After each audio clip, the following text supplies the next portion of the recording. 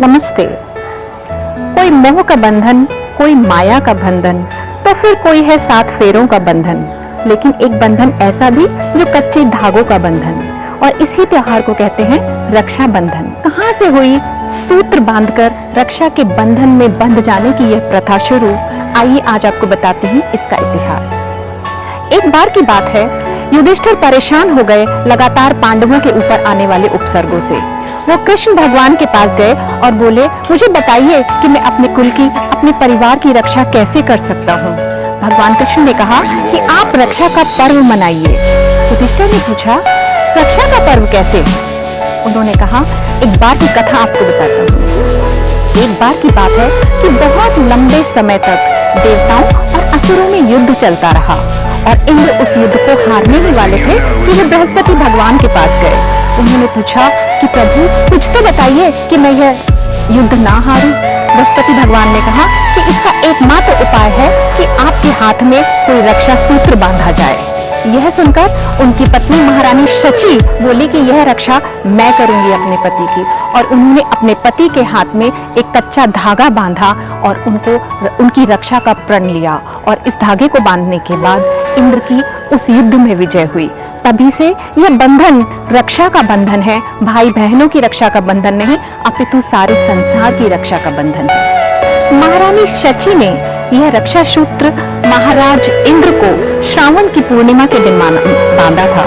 तभी से हर वर्ष श्रावण की पूर्णिमा को रक्षाबंधन के रूप में मनाया जाता है। एक दूसरी कथा के अनुसार भगवान कृष्ण ने धरती पर धर्म की रक्षा करने के लिए शिशुपाल नामक दैत्य का अंत कर दिया, और इस युद्ध में भगवान कृष्ण की उंगली पर चोट लग गई और उससे खून बह रहा था। यह देखकर द्रौपदी ने अपनी साड़ी का एक कोना फाड़ा और उसकी पट्टी भगवान कृष्ण की उंगली पर बांध दी। भगवान कृष्ण ने कहा कि इस रक्षा सूत्र का वो जरूर आदर करेंगे। और यह जग प्रचलित है कि जब द्रौपदी का चीरहरण हो रहा था, उस वक्त उनकी साड़ी को बढ़ाकर भगवान कृष्ण ने द्रौपदी की इज्जत की रक्षा की थी। तभी से हर भाई इस दिन अपनी बहन की इज्जत की रक्षा करने का हमेशा वादा करता है। रक्षा बंधन का पर्व न केवल हिंदू धर्म में जोर शोर से मनाया जाता है, अपितु जैन धर्म के अनुयायी भी इस पर्व को बहुत ही हर्षोल्लास के साथ मनाते हैं। आइए आपको बताती हूँ जैन धर्म के अनुयायी इस पर्व को क्यों मनाते हैं। कहा जाता है कि मुनि महाराज अकंपनाचार्य 700 मुनियों के संघ के साथ हस्तिनापुर पहुंचे। वहां के राजा बलि को जब यह बात पता लगी तो उसे अच्छा नहीं लगा और उन्होंने इन धर्म के रक्षकों के ऊपर उपसर्ग किया और इनके चारों तरफ आग लगवा दी। विष्णु कुमार मुनि को अवधि ज्ञान से जब यह बात ज्ञात हुई तो वह तुरंत वामन का वेश धारण करके बलि के दरबार में पहुंचे और कहा, महाराज मुझे भिक्षा चाहिए। बलि ने पूछा, क्या चाहिए आपको? उन्होंने कहा, मुझे सिर्फ 3 पग भूमि चाहिए। क्योंकि विष्णु कुमार मुनि ने एक बौने का रूप धारण किया हुआ था तो बलि ने कहा, बस ले लीजिए।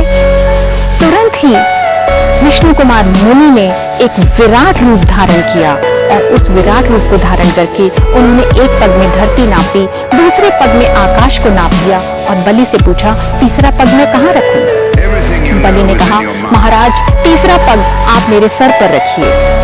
जैसे ही विष्णु कुमार मुनि ने तीसरा पग उनके सर पर रखा, बलि धरती में धंसते चले गए, परेशान हो गए, व्याकुल हो गए और कहा, आप जो भी हैं मुझे क्षमा कर दीजिए।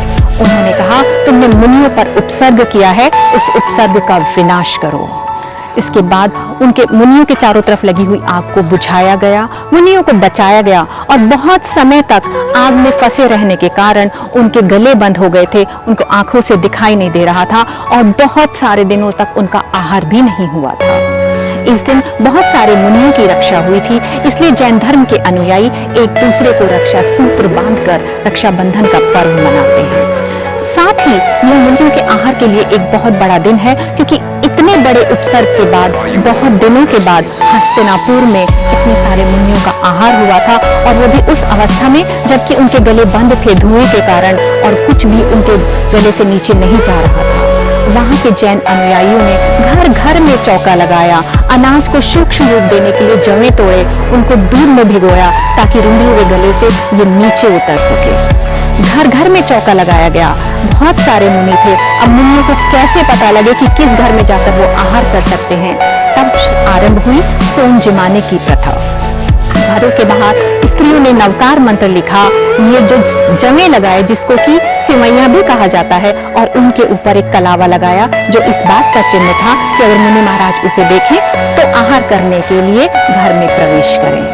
तो यह वजह है कि हम अपने घर में इस दिन सोम जिमाते हैं। बहनें क्यों जाती हैं अपने भाई के घर राखी बांधने के लिए, आइए आपको ये भी बताती हूँ। महाराज बाली बड़े ही बलशाली थे। उनके बल को देखकर इंद्रदेव भी घबराया करते थे। बलि एक तरफ विष्णु के बहुत बड़े भक्त थे तो दूसरी तरफ इंद्र विष्णु भगवान के पास गए कि मुझे बचा लीजिए।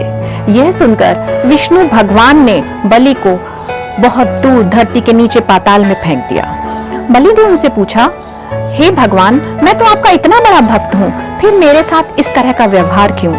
विष्णु ने कहा, मैं तुम्हें अमर रहने का वरदान देता हूँ और तुमसे यह वादा करता हूँ कि तुम्हारे साम्राज्य की रक्षा मैं करूंगा। और बस तभी से भगवान विष्णु अपना वैकुंठ धाम छोड़कर बलि के साम्राज्य की रक्षा करने लगे। उधर लक्ष्मी माता वैकुंठ धाम में अकेली रह गई और एक दिन एक ब्राह्मण स्त्री का वेश बनाकर वो बलि महाराज के सामने पहुंची और बोली कि मुझे अपनी बहन बना लीजिए। बलि ने उनको अबला समझकर अपनी बहन बना लिया। श्रावण पूर्णिमा पर उन्होंने उनको रक्षा सूत्र बांधा। जब लक्ष्मी माता ने बलि के हाथ पर रक्षा सूत्र बांधा तो उन्होंने कहा, बहन बताओ तुम्हें क्या चाहिए?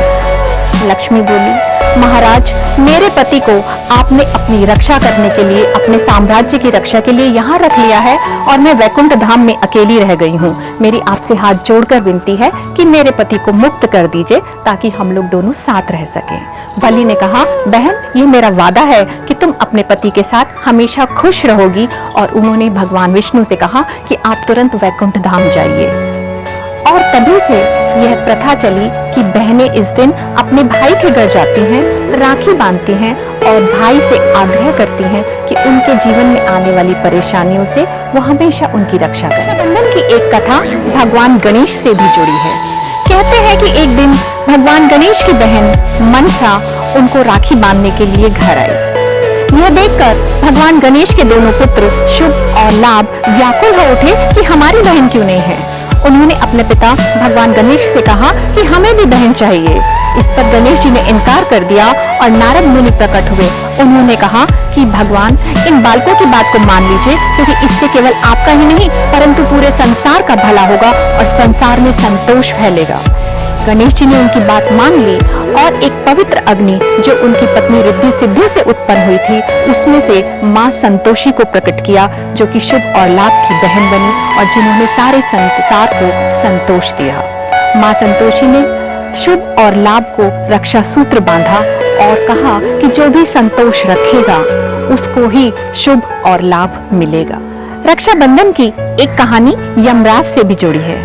एक बार की बात है कि बहुत लंबे समय तक यमराज अपनी बहन यमुना से मिलने के लिए नहीं आए। दुखी होकर यमुना ने अपनी बहन गंगा से कहा कि मेरे भाई मुझसे बहुत समय तक मिलने नहीं आते हैं। गंगा ने यह बात जब यमराज को कही तो उन्हें अपनी गलती का एहसास हुआ और वो तुरंत दौड़कर अपनी बहन से मिलने के लिए गए। यमुना के पास जब उनके भाई यमराज इतने वर्षों के बाद पहुंचे तो वो बहुत खुश हो गई। उन्होंने 56 भोग बनाकर अपने भाई का स्वागत किया और उनके हाथ पर रक्षा सूत्र बांधा। भाई ने खुश होकर कहा कि बताओ बहन, तुम क्या चाहती हो?